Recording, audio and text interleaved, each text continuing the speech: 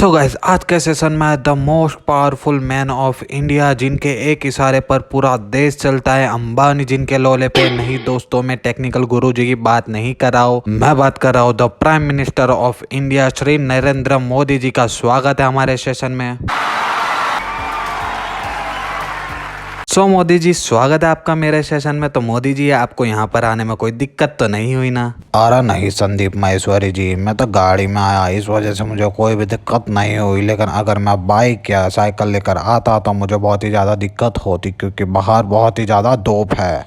मोदी जी, लोगों की बहुत ही ज़्यादा इच्छा है कि आप अपना फेमस डायलॉग इन लोगों को बोलकर सुनाओ। तो मेरे भारत के 1 करोड़ वासियों, बस मुझे ऐसा ही सपोर्ट करते रहो। मैं मेरे भारत देश को एक दिन बहुत ही आगे ले जाऊंगा।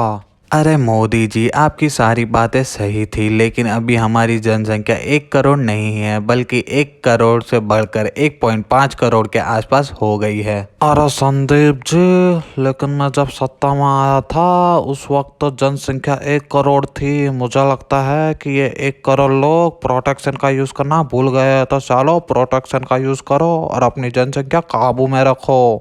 तो मोदी जी, मैं अगला सवाल आपसे ये पूछना चाहता हूँ कि आप पहले चाय बेचा करते थे और अभी आप उसी देश के प्राइम मिनिस्टर हो, तो आप चाय बेचने से लेकर प्राइम मिनिस्टर का सफ़र कैसे तय किया आपने?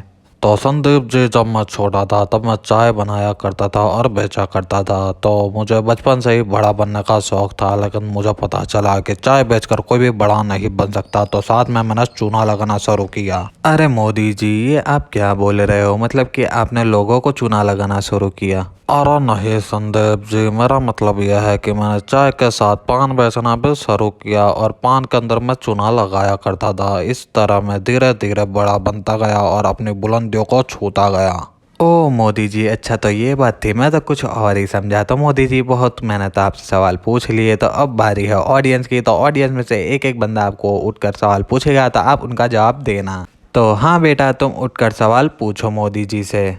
तो संदीप जी, मेरा सवाल मोदी जी से नहीं बल्कि आपसे है कि इंडिया में इतने होनहार होनहार नेता थे, फिर भी आपने मोदी जी को ही आपके सेशन में क्यों बुलाया? तो बता राहुल, इस बात का जवाब मैं ही तुम्हें दूंगा, क्योंकि इस सेशन में मैं ही आया हूँ और तुम ये सवाल पूछकर मेरी इंसल्ट कर रहे हो। तो बेटा राहुल, यहाँ पर आने के लिए तुम्हारे अंदर टैलेंट होना ज़रूरी है, इस वजह से मैं यहाँ पर हूँ और तुम वहाँ पर। अरे cool down Modi ji, cool down, आप शांत हो जाओ। और राहुल जी, आप भी इतनी ऑडियंस में कैसा सवाल पूछ रहे हो? मैंने सोचा कि राहुल जी को सवाल पूछने दूँ, लेकिन आपने ये सवाल पूछकर मोदी जी को गुस्सा कर दिया।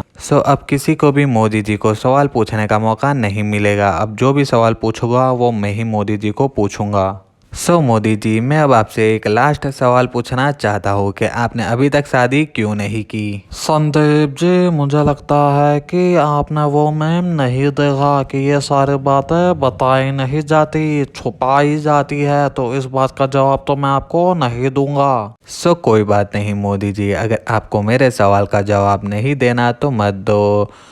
Thank you for coming in my show Modi ji, आप यहाँ से जा सकते हो। Have a good day and घर जाकर जल्दी से शादी कर लेना। और दोस्तों, अगर आप लोगों को वीडियो पसंद आई हो तो इस वीडियो के कमेंट में कमेंट करना मत भूलना, एक प्यारा सा कमेंट कर ही देना। और दोस्तों, वीडियो को लाइक आपने अभी तक नहीं किया तो वीडियो को भी लाइक कर देना और चैनल को भी सब्सक्राइब करना मत भूलना। तो दोस्तों, thank you for watching my video and love you all.